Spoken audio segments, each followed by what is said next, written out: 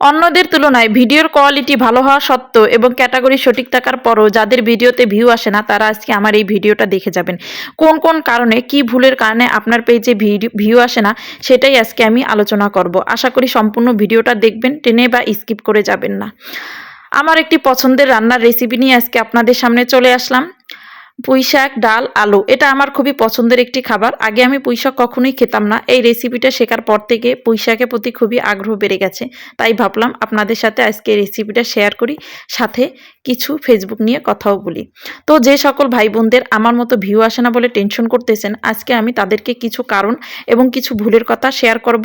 মিলিয়ে নেবেন যে সেই সকল ভুল বা কারণ আপনাদের ভিতরে আছে কিনা। একমাত্র কারণ হচ্ছে, আমরা যারা ফেসবুকে কাজ করি, ফেসবুকে নিজের পরিচিত ক্যাটাগরি এবং ভিডিওর কোয়ালিটি এই দুইটা ঠিক থাকলেই হবে না, আপনার পেজের পরিচিতিও থাকতে হবে। আপনি দেখতে হবে আপনার পেজের যদি পরিচিতি ভালো না থাকে তাহলে আপনার পেজে ভিউ কিভাবে আসবে, বা আপনার পেজে ফলোয়ার বা যারা আপনার ভিডিও দেখবে তারা আসবে কোথা থেকে। আর এই পরিচিতি আপনি তাহলে কিভাবে বাড়াবেন?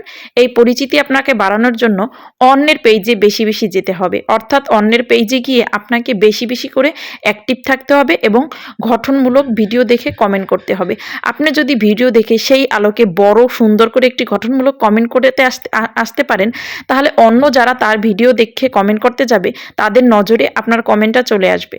আর এই নজরে কমেন্ট আনার মতো কমেন্ট যদি আপনি করতে পারেন, তাহলে তারা আগ্রহ নিয়ে আপনার পেজটিতে চলে আসবে ভিজিট করতে। এবং আপনার পেজের ভিডিও যদি কোয়ালিটিফুল হয় তাহলে অবশ্যই তারা আপনার ফলোয়ার হয়ে যাবে বা আপনার রেগুলার ভিডিও দেখবে। এভাবেই আপনি আপনার পেজে কিন্তু ফলোয়ার এবং ভিউ দুটোই বাড়াতে পারেন। এই জন্য একমাত্র হচ্ছে আপনাকে অন্যের পেজে বেশি বেশি অ্যাক্টিভ থেকে সেখানে আপনার কমেন্টের মাধ্যমে তাদের ভিতরে একটি আকর্ষণ তৈরি করতে হবে। তারপর হচ্ছে যে আমরা যে ভুলটা করছি সেটা হচ্ছে, একটানা ৬-৭ দিন ব্যক্তিগত কারণে বা পারিবারিক কারণে যদি আপনি পেজে অ্যাক্টিভ না থাকেন, অ্যাক্টিভ কি পেজে কোনো ভিডিও আপলোড না করেন, একদম টোটালি অফ করে থাকেন, তাহলে দেখবেন আপনার পেজের রিচটা এতটা ডাউন হয়ে যাবে যে আপনি চাইলেও আর সেই আগের জায়গায় রিচটা বা ভিউটা নিয়ে আসতে পারবেন না ততক্ষণিক। সেই জন্য আপনাকে কি করতে হবে? আপনাকে আবার যখন কাজ শুরু করে দিবেন তখন আপনি আগে যে সময় দিতেন তার থেকে অনেক বেশি করে আপনাকে অ্যাক্টিভ থাকতে হবে এবং সময় দিতে হবে। দিয়ে আপনার পেজের রিচ এঙ্গেজমেন্টটা ঠিক করতে হবে। রিচটা আসে আমাদের পেজে অন্যের ভিডিও দেখার মাধ্যমে। আপনি যত বেশি অন্যের ভিডিও দেখে গঠনমূলক কমেন্ট করতে পারবেন তত আপনার পেজে রিচ আসবে। আর রিচ যদি ভালো থাকে তাহলে আপনার এঙ্গেজমেন্টও ভালো থাকবে। আর রিচ এঙ্গেজমেন্ট যদি আপনার ভালো থাকে তাহলে আপনার পেজে ভিউ আসবে। আর এই যে ভিউ আসার ক্যারিশমাটা সম্পূর্ণ ডিপেন্ড করবে আপনি কতটা বেশি অন্যের পেজে সময় দিতে পারবেন। আপনি যত বেশি অন্যের পেজে অ্যাক্টিভ থাকতে পারবেন তত বেশি আপনার পেজে ভিউ আসবে। এছাড়া এর আলাদা কোনো টিপস নেই। তাই আমাদের বেশি বেশি করে অন্যের পেজে অ্যাক্টিভ থাকতে হবে এবং এমন কমেন্ট করতে হবে যে কমেন্টের টানে সে আমার পেজে চলে আসতে পারে।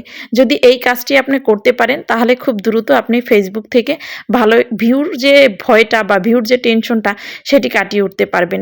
তাই নিজের ভিডিওর কোয়ালিটি ভালো করার পাশাপাশি অন্যের পেজে যতটা বেশি পারবেন অ্যাক্টিভ থাকবেন, তাহলেই আপনার পেজে এঙ্গেজমেন্ট বাড়বে। আর এঙ্গেজমেন্ট বাড়লেই ভিউ আসবে এবং সেটআপও পেয়ে যাবেন। আমার ভিডিওটা কেমন হয়েছে অবশ্যই জানাবেন, সাথে রান্নাটাও কেমন লাগলো বলবেন।